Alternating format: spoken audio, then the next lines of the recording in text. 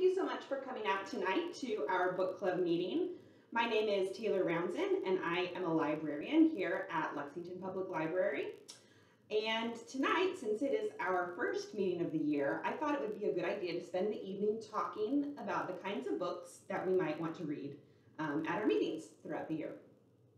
To kind of get us started, I brought along some books that I have read and really enjoyed that I think could be good candidates for our club. All of these books are from a variety of genres, but the one thing that they have in common is that they all raise interesting questions that get you thinking and most importantly get you talking, because good conversation is the cornerstone of a successful book club. So I'm going to start by telling you about The Bishop's Wife by Meddy Ivy Harrison. So The Bishop's Wife is a mystery about a woman named Linda Walheim. Linda Walheim is not your average Utah Mormon mom. She does appear that way on the surface. She is married to the bishop or the local leader of their congregation, and she has raised 4 handsome Mormon boys to adulthood. But Linda is hiding a secret. Linda has doubts. She has doubts about her beliefs. She has doubts about the Mormon Church.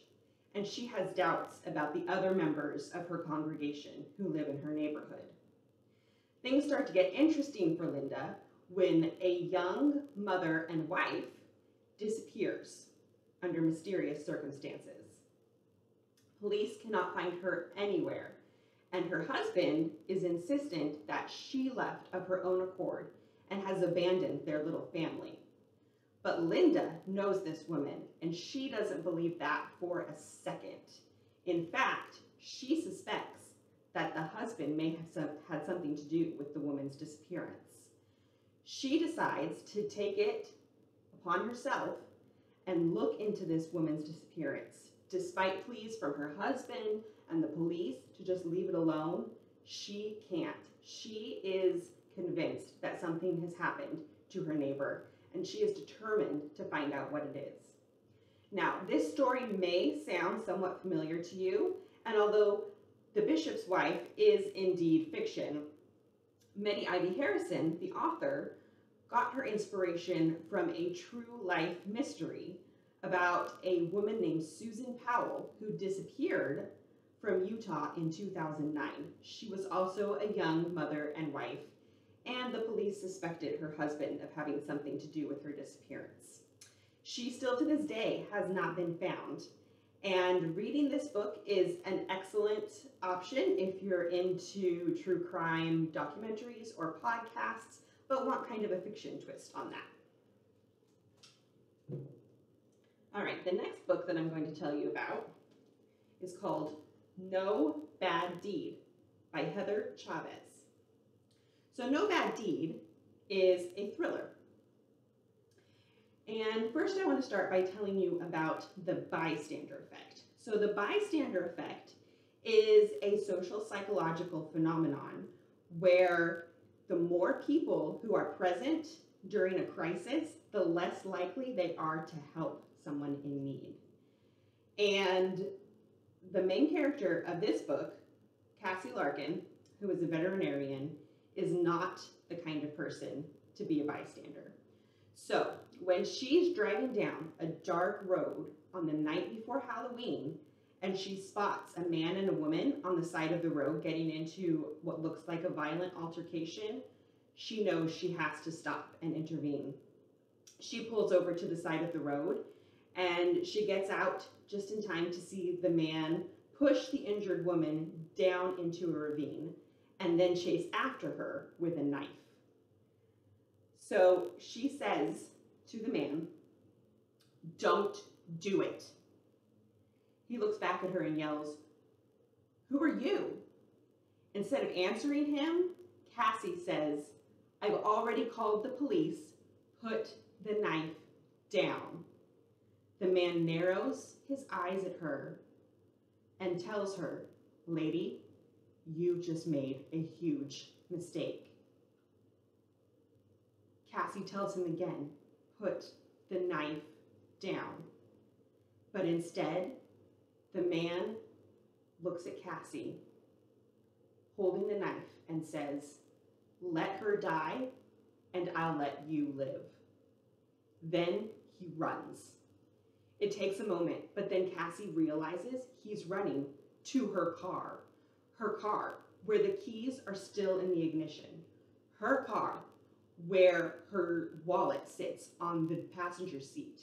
Her license is inside of her wallet, and on her license is her name, her address, all of her information. The man now knows where she lives and how to find her. And even more terrifying, he knows where to find her husband and young daughter. Was the man right? Did Cassie just make the biggest mistake of her life? Is she about to find out the hard way that no good deed goes unpunished? That's No Bad Deed by Heather Chavez. The next book that I'd like to talk to you about is called Little Fires Everywhere by Celeste Ng. And this book is a domestic fiction novel, and it actually has been adapted into a TV series. So it's very popular, but for good reason. So Little Fires Everywhere starts with the Richardson family's house up in flames. And the police think that one of their own children is the arsonist. On the surface, the Richardsons appear to be a very well-to-do, put-together, perfect cookie-cutter family. They live in one of the nicest neighborhoods in suburban Ohio, and Elena and her husband have 4 teenage children who are all very smart and very successful at school. Things start to take a turn when Elena rents out one of their smaller properties to a single mom named Mia, who has moved to their town with her own teenage daughter, Pearl. Pearl becomes fast friends with the 4 Richardson kids, and they get along famously. But despite the fact that all of the kids are friends, Elena and Mia do not get along. They have very different views on parenting and lifestyles for their children. Mia leads a very nomadic life and takes Pearl with her in her travels across the country. She is an artist and a free spirit. Elena, on the other hand, is a very traditional mom who believes that money and stability will provide the most options for success for her children. Things start to come to a head when a friend of Elena's decides to adopt a Chinese American baby. Mia actually knows the birth mother of this Chinese American baby, and the birth mother wants her baby back. Elena believes that the birth mother gave up her rights when she left her baby on the steps of a firehouse. And she believes that her friends can give the baby the life that it deserves. Mia, on the other hand, believes that a child's place is with their own family, their biological family. And she will do anything she can to help her new friend get her baby back. So who will win, Elena or Mia? The adoptive parents or the birth mother? Money or blood? Or will everything just go up in flames? That's Little Fires Everywhere by Celeste Ng. All right, so the next book that I want to tell you about is called This Is How It Always Is by Laurie Frankel. This is another domestic fiction novel with an LGBTQ twist. So what would you do if your 5-year-old son came to you and told you that he was actually a girl? This is what happens to Rosie and Penn Walsh Adams. Rosie and Penn are the parents of 5 rough and tumble, dirty boys. Well, possibly just 4. because when their youngest, Claude, is 5 years old, he comes to them to tell them that he is actually a girl named Poppy. Penn and Rosie are very progressive and very supportive parents, and they want to support Poppy and her choice, but they are very concerned about how their small conservative town is going to take this news. Will Poppy be accepted at school? What bathroom will Poppy even use? So, to alleviate their fears, they decide to uproot their family from their home in Illinois and move to the Pacific Northwest in the hopes that they'll be able to give Poppy a better life in a more progressive community. They decide when they move that they're not going to tell anybody that Poppy was ever anything but a girl. They will introduce her as their daughter and keep the truth of her transgender status a secret. But with multiple hormonal teenagers in the house, teenagers who are upset about the fact that their parents have dragged them across the country, is it really possible that this secret is going to stay a secret? And what will happen if their new community and neighbors find out the truth about Poppy? Will their move across the country have all been for nothing? This is how it always is by Laurie Frankel. All right, the next book that I want to tell you about is Station 11 by Emily St. John Mandel. So imagine a world with no internet, no cell phones, no computers. That is the world in Station 11, which is a post-apocalyptic novel. So at the beginning of Station 11, the Georgian flu is a virus that wipes out 99% of humanity. 99% of the world's population is dead. And 1% of people are left in the rubble to rebuild their lives and the world. 20 years after the flu ravages Earth, Kirsten Raymond is part of a traveling troupe who contains actors and musicians who are hoping to bring a little bit of light and Shakespeare back into the world. Kirsten was only a child when the flu ravaged the world, and she has little memory of it. This is her reality now, and she is dedicated to bringing hope and happiness to the people that they travel and see, until her troupe reaches a different kind of town. A town that's led by a violent, crazed prophet. This prophet is intent on destroying everything that their troupe stands for, and possibly even destroying them. This can be a tough read, considering what we as a world are going through right now with the coronavirus pandemic.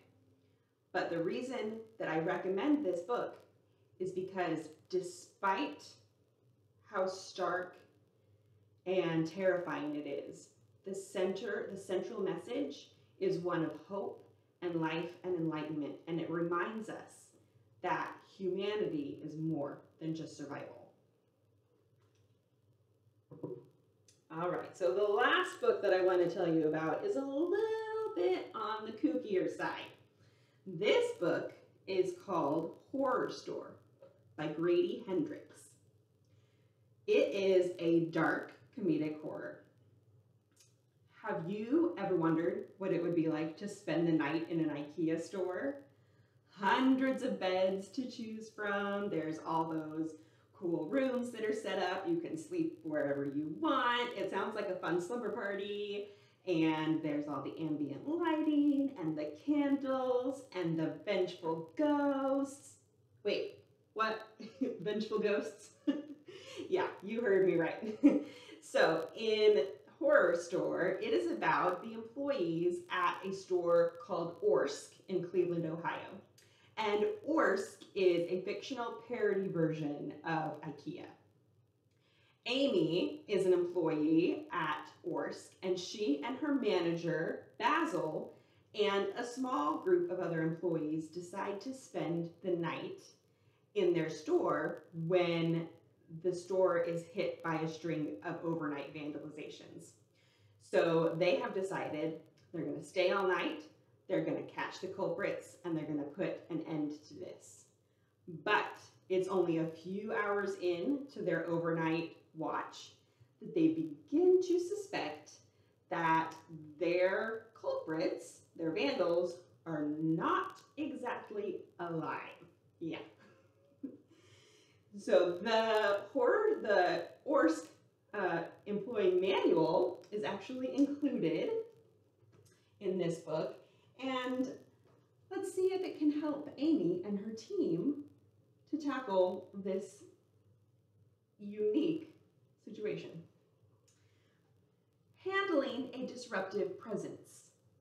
Here are the procedures to follow when finding a disruptive presence, or DP, in your work environment. Step 1, assess. Is the DP alone? Well, I mean, except for that horde of ghostly minions behind him? Yeah, more or less. Is the DP displaying physical aggression? Let's see. Well, he is holding a rusty chainsaw, so I'm going to assume so. Step 2, approach. Whenever possible, partner with another team leader for approach. Well, sure, yeah, Amy can totally do that, except for the fact that the ghost already killed the other team leaders and or is holding them hostage. Step 3, announce. Explain the store guideline or policy that the DP is violating. Excuse me, Mr. Ghost, we have a very strict no weapons policy here at Orsk. And also you murdered my coworker. Yeah. Request that the DP leave store immediately. So I'm gonna have to ask you to leave now and just go back to the jaws of hell that you crawled out of, if you don't mind. I'm sure you understand. So we'll see how that works out for Amy and her team. Now, Horror Store is a novel, but it's packaged in a very unique way. It actually comes in a book that looks like a store catalog. You can kind of tell here they've got all the different things that you can buy. There is an order form at the front if you decide that you'd like to make some purchases. I personally cannot wait to order the Inglot waterboarding device right here on page 205. It comes in, let's see, night birch, natural maple, and gray oak. This is definitely a read that will get you laughing, jumping, and talking. So those are the books that I brought for tonight. I hope that some of them piqued your interest and are maybe something that we could put on the calendar for our club. If not, I hope that at least got you thinking about the kinds of books that would be good for our club, the kinds of questions that really promote conversation. Thank you so much for coming out tonight, and we'll see you next week.